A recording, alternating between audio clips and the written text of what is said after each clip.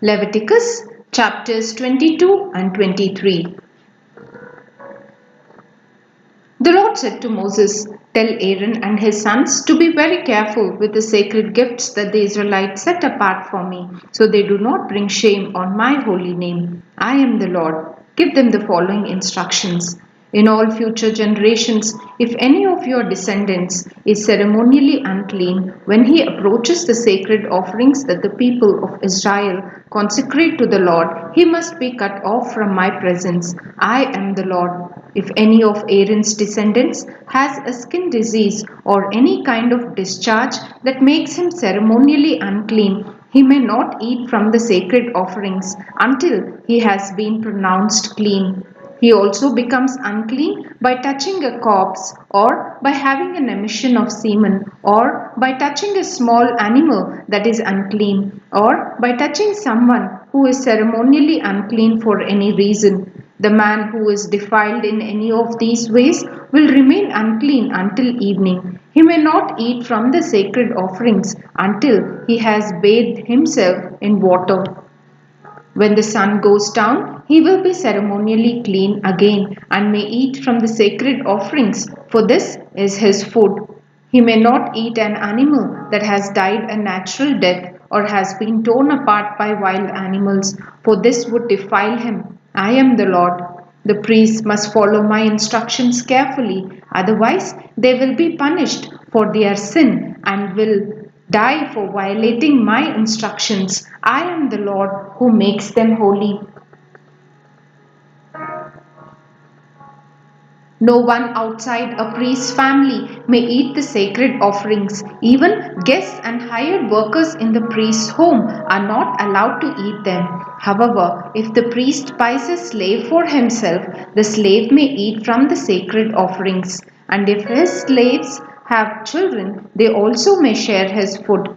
If a priest's daughter marries someone outside the priestly family, she may no longer eat the sacred offerings. But if she becomes a widow or is divorced and has no children to support her, and she returns to live in her father's home as in her youth, she may eat her father's food again. Otherwise, no one outside the priest's family may eat the sacred offerings. Any such person who eats the sacred offerings without realizing it must pay the priest for the amount eaten plus an additional 20%. The priest must not let the Israelites defile the sacred offerings brought to the Lord by allowing unauthorized people to eat them. This would bring guilt upon them and require them to pay compensation. I am the Lord who makes them holy. And the Lord said to Moses, "Give Aaron and his sons and all the Israelites these instructions, which apply both to native Israelites and to the foreigners living among you. If you present a gift as a burnt offering to the Lord, whether it is to fulfill a vow or is a voluntary offering, you will be accepted only if your offering is a male animal with no defects. It may be a bull, a ram, or a male goat. Do not present an animal with defects, because the Lord will not accept it on your behalf. If you present a peace offering to the Lord from the herd or the flock, whether it is to fulfill a vow or as a voluntary offering, you must offer a perfect animal.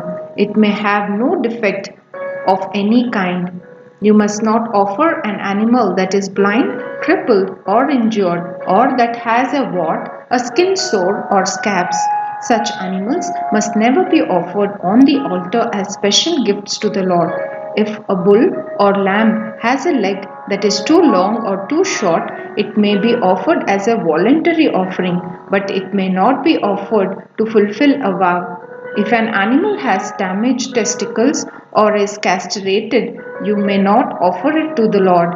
You must never do this in your own land, and you must not accept such an animal from foreigners and then offer it as a sacrifice to your God. Such animals will not be accepted on your behalf, for they are mutilated or defective. And the Lord said to Moses, "When a calf or lamb or goat is born, it must be left with its mother for 7 days. From the 8th day on, it will be acceptable as a special gift to the Lord. But you must not slaughter a mother animal and her offspring on the same day, whether from the herd or the flock. When you bring a thanksgiving offering to the Lord, sacrifice it properly so you will be accepted. Eat the entire sacrificial animal on the day it is presented. Do not leave any of it until the next morning. I am the Lord. You must faithfully keep all my commands by putting them into practice, for I am the Lord. Do not bring shame on my holy name, for I will display my holiness among the people of Israel. I am the Lord who makes you holy. It was I who rescued you from the land of Egypt, that I might be your God. I am the Lord. The Lord said to Moses, "Give the following instructions to the people of Israel. These are the Lord's appointed festivals, which you are to proclaim as official days for holy assembly. You have 6 days each week for your ordinary work, but the seventh day is a Sabbath day of complete rest, an official day for holy assembly. It is the Lord's Sabbath day, and it must be observed wherever you live. In addition to the Sabbath, these are the Lord's appointed festivals, the official days for holy assembly that are to be celebrated at their proper times each year. The Lord's Passover begins at sundown on the 14th day of the first month. On the next day, the 15th day of the month, you must begin celebrating the festival of unleavened bread. This festival to the Lord continues for 7 days, and during that time, the bread you eat must be made without yeast. On the first day of the festival, all the people must stop their ordinary work and observe an official day for holy assembly. For 7 days, you must present special gifts to the Lord. On the seventh day, the people must again stop all their ordinary work to observe an official day for holy assembly. Then the Lord said to Moses, "Give the following instructions to the people of Israel. When you enter the land I am giving you, and you harvest its first crops, bring the priest a bundle of grain from the first cutting of your grain harvest. On the day after the Sabbath, the priest will lift it up before the Lord so it may be accepted on your behalf. On that same day, you must sacrifice a 1-year-old male lamb with no defects as a burnt offering to the Lord. With it, you must present a grain offering consisting of 4 quarts of choice flour moistened with olive oil. It will be a special gift, a pleasing aroma to the Lord. You must also offer 1 quart of wine as a liquid offering. Do not eat any bread or roasted grain or fresh kernels on that day until you bring this offering to your God. This is a permanent law for you, and it must be observed from generation to generation wherever you live. From the day after the Sabbath, the day you bring the bundle of grain to be lifted up as a special offering, count off 7 full weeks. Keep counting until the day after the 7th Sabbath, 50 days later. Then present an offering of new grain to the Lord. From wherever you live, bring 2 loaves of bread to be lifted up before the Lord as a special offering. Make these loaves from 4 quarts of choice flour and bake them with yeast. They will be an offering to the Lord from the first of your crops. Along with the bread, present 7 1-year-old male lambs with no defects, 1 young bull and 2 rams as burnt offerings to the Lord. These burnt offerings together with the grain offerings and liquid offerings will be a special gift, a pleasing aroma to the Lord. Then you must offer 1 male goat as a sin offering and 2 1-year-old male lambs as a peace offering. The priest will lift up the 2 lambs as a special offering to the Lord, together with the loaves representing the first of your crops.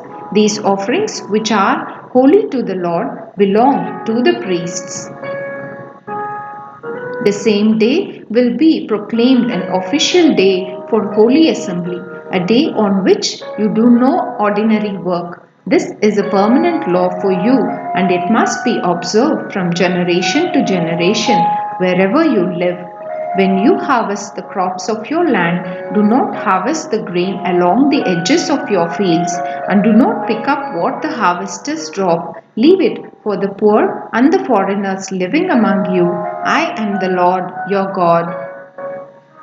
The Lord said to Moses, "Give the following instructions to the people of Israel. On the first day of the appointed month in early autumn, you are to observe a day of complete rest. It will be an official day for holy assembly, a day commemorated with loud blasts of a trumpet. You must do no ordinary work on that day. Instead, you are to present special gifts to the Lord." Then the Lord said to Moses, "Be careful to celebrate the Day of Atonement on the 10th day of that same month, 9 days after the Festival of Trumpets. You must observe it as an official day for Holy Assembly, a day to deny yourselves and present special gifts to the Lord. Do no work during that entire day, because it is the Day of Atonement, when offerings of purification are made for you, making you right with the Lord your God.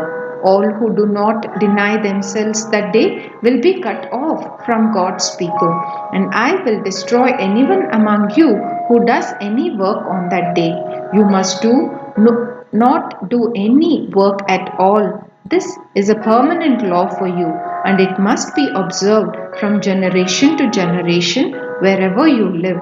This will be a Sabbath day of complete rest for you, and on that day you must deny yourselves. This day of rest will begin at sundown on the 9th day of the month and extend until sundown on the 10th day. And the Lord said to Moses, "Give the following instructions to the people of Israel. Begin celebrating the festival of shelters on the 15th day of the appointed month, 5 days after the Day of Atonement. This festival to the Lord will last for 7 days. On the first day of the festival, you must proclaim an official day for holy assembly, when you do no ordinary work. For 7 days you must present special gifts to the Lord. The 8th day is another holy day on which you present your special gifts to the Lord. This will be a solemn occasion, and no ordinary work may be done that day. These are the Lord's appointed festivals. Celebrate them each year as official days for holy assembly by presenting special gifts to the Lord: burnt offerings, grain offerings, sacrifices, and liquid offerings, each on its proper day.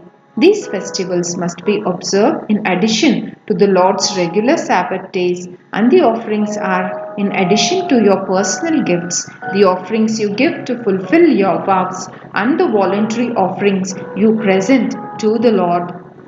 Remember that this 7-day festival to the Lord, the festival of shelters, begins on the 15th day of the appointed month after you have harvested all the produce of the land. The first day and the 8th day of the festival will be days of complete rest. On the first day, gather branches from magnificent trees, palm fronds, boughs from leafy trees, and willows that grow by the streams. Then celebrate with joy before the Lord your God for 7 days. You must observe this festival to the Lord for 7 days every year. This is a permanent law for you, and it must be observed in the appointed month from generation to generation. For 7 days you must live outside in little shelters. All native born Israelites must live in shelters. This will remind each new generation of Israelites that I made their ancestors live in shelters when I rescued them from the land of Egypt. I am the Lord your God." So Moses gave the Israelites these instructions regarding the annual festivals of the Lord.